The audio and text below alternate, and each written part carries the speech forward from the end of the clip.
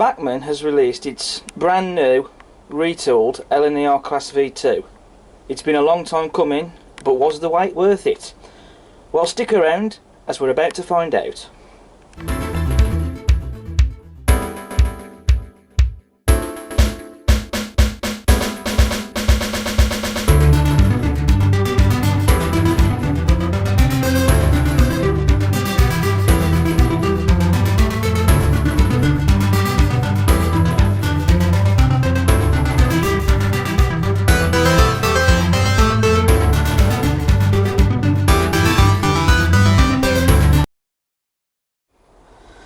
So hello everyone, and welcome back to the Class 47 Peter YouTube channel.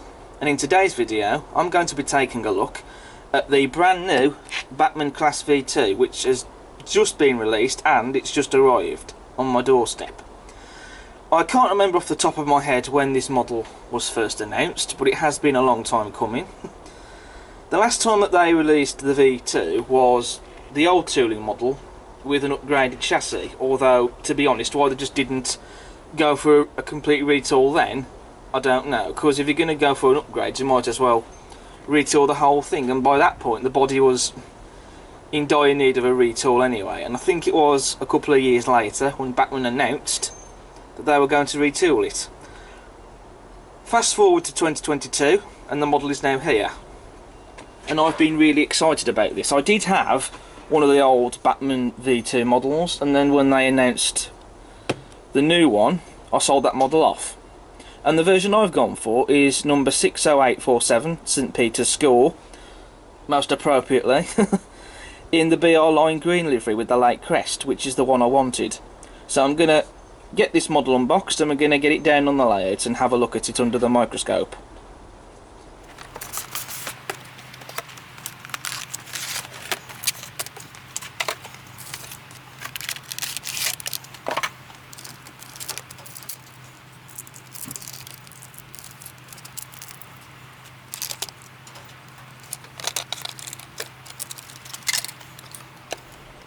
So here we have the model out of the box and down on the layout. So the first thing to report, there's no quality control issues. There's no damage, no detail parts that had to be glued back on again, or any missing detail parts for that matter. This model is in a top-notch and high quality factory finish that we expect these models to be in when we first buy them. And also this model is a beautiful runner. The mechanism on this model is so smooth it's like cutting a hot knife through butter. And again, that's how it should be, because when we're paying all this money for these models we shouldn't be getting faulty models. There's nothing worse than having to return a faulty model back. The only thing with this model was, on the one side of the tender there was some oil on the body. I don't know how it got there, perhaps maybe when there was adding the lubrication at the factory, maybe got on the hands and then that's how it got on there, I don't know.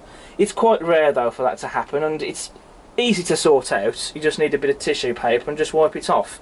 It doesn't cause any harm or damage to the model, and there wasn't any point in me returning the model over that, so it was easy enough to sort out. This model also has a flickering firebox, but I have to admit the flickering firebox to look at is not very impressive. It's a rather dim glow.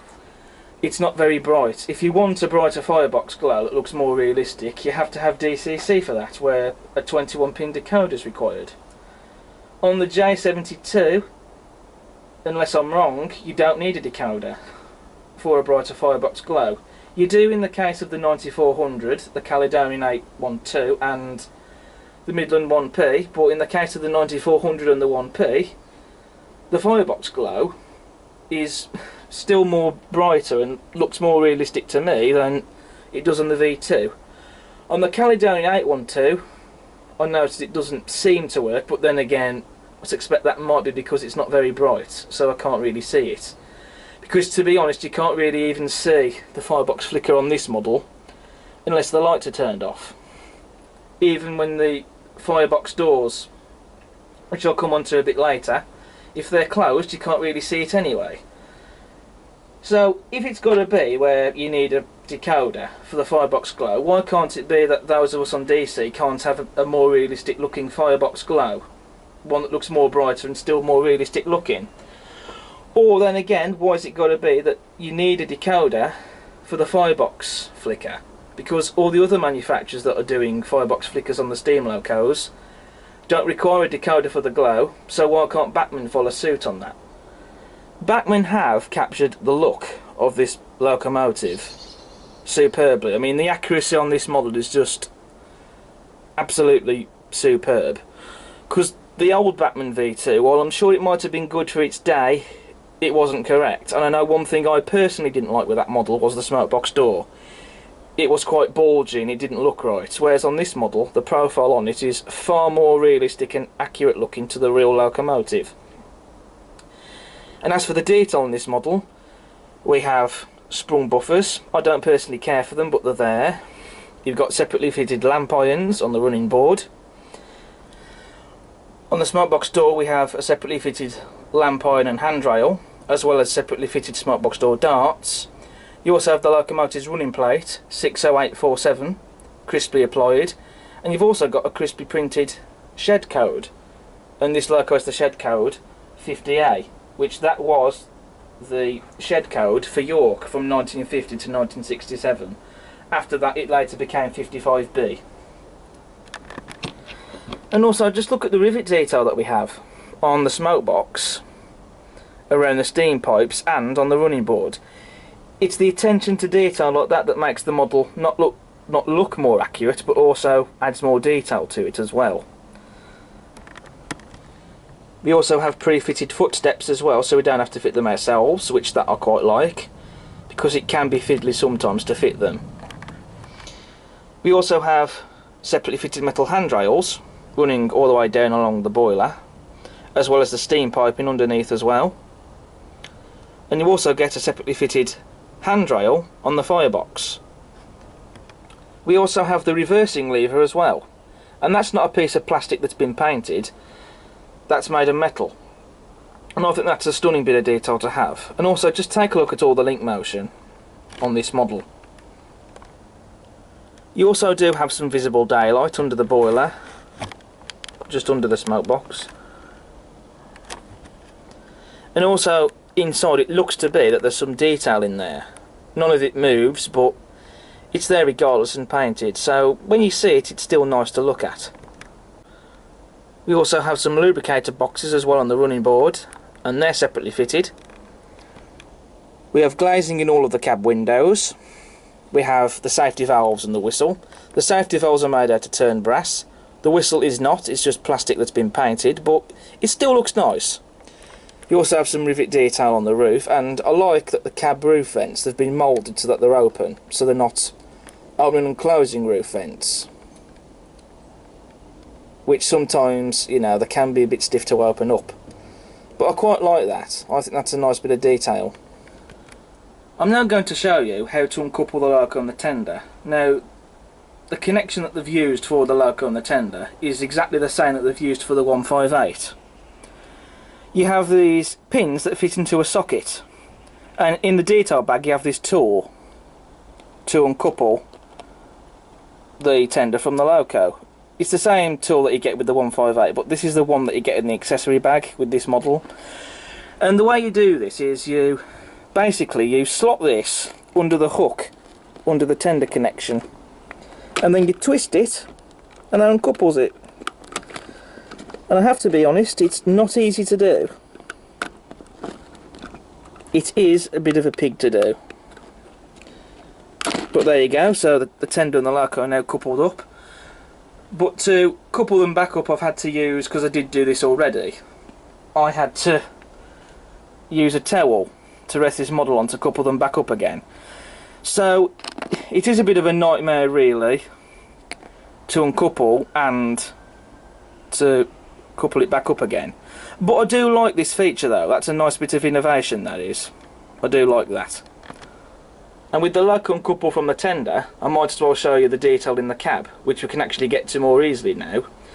So just look at the detail on the back head there. The gauges, the dials, the regulator, the lever and all the piping, it's all been painted. And that really does bring the model to life. You've even got printed detail on the dials as well. And that just looks absolutely stunning. And you've also got a metal footplate as well, which that does fold down And also, just look at the detail on the cab floor as well. You also get opening and closing metal firehole doors, which I will just demonstrate now. And I think that's a nice feature, because in real life these doors would only be open when the coal was being shoveled into the firebox. When the fireman wasn't shoveling the coal, the doors would be shut so that they could make steam, basically, more easily, so that you don't have the draft coming in. And I expect with them doors shut, when you have the realistic firebox glow on DCC, you'd still be able to see the glow through the firehole doors. And I would love to have seen that. But again, it's a shame that you do not have that glow on DC. Prior to filming that shot you saw earlier of the firebox glow, I thought the firebox glow wasn't working because it's not that bright. Until I then remembered about how this model has opening and closing firehole doors. And it turned out that the firehole doors were obscuring that, so you couldn't see it. But there we go. But I do like these opening and closing firehole doors though. I think it's a nice bit of detail.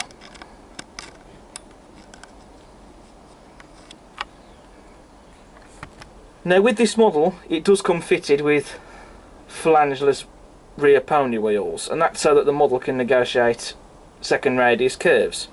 But in the accessory bag you do get flanged wheels, so that if you don't have second radius curves then you ought to fit the flanged wheel set. But if I just zoom in on the camera, it's not very easy to tell that the flangeless wheels are not touching the rails. They're only very slightly not touching. But when you look at it, it does look like that they are touching the rails. They're not going to move, but to be honest, you're not going to really notice that when the model's running anyway. So I don't think there's really much need to fit them. But it's entirely up to you at the end of the day, but I won't be fitting them. On the cab sides we have separately fitted metal handrails, as you can see. Moving on to the tender now, we have separately fitted metal handrails on the tender body sides. We've also got tender doors which are pre-fitted already to the model, you don't have to fit them. This model also has a removable coal load.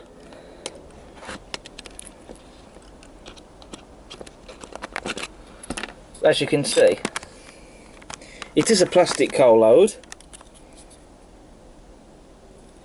but what you can do is you can either scatter real coal inside the tender, which I will do at a later date, or you can leave the plastic load in the tender and scatter real coal on top of it.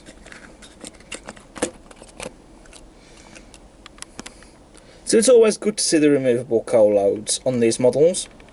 Moving to the rear of the tender, we have steps for the crew to climb up to get to the top of the tender. We have separately fitted lamp irons. You have a separately fitted handrail. You've got warning signs. You have a NEM tension lock coupling.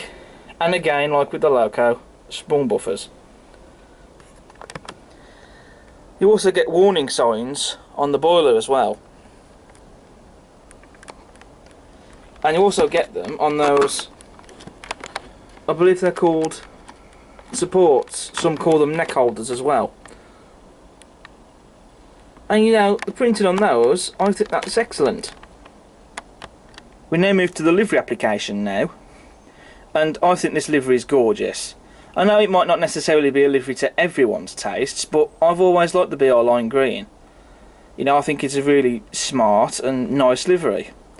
They've got the right shade of green, and it's very nice and evenly applied. No blemishes or imperfections anywhere at all.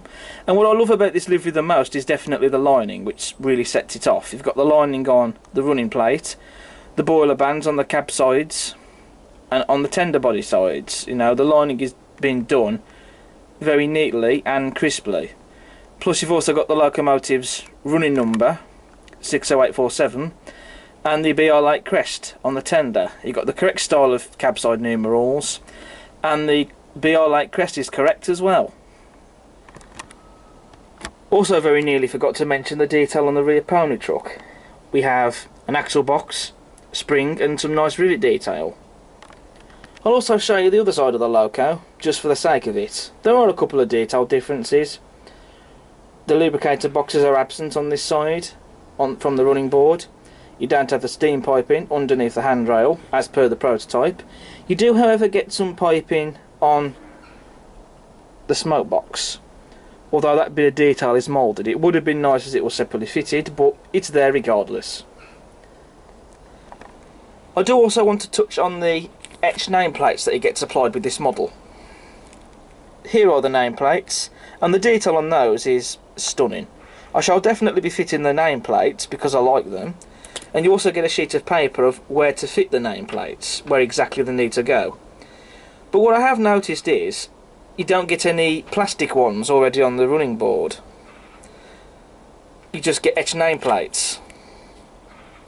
So there's nothing exactly for them to sit on. It does say on this paper, we advise the use of an adhesive tack or pad to prevent any damage to your locomotive. Which that's fair enough, but I'm quite surprised that there isn't a plastic nameplate there with the nameplate printed on, so that you can just stick the etched ones on that.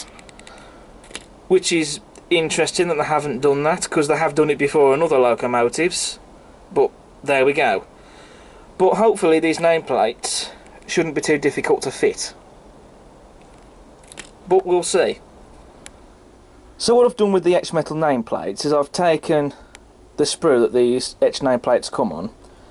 I've cut out a couple of pieces of metal, and they've just been bent to shape, and they've been super glued onto the back of the nameplate. So that way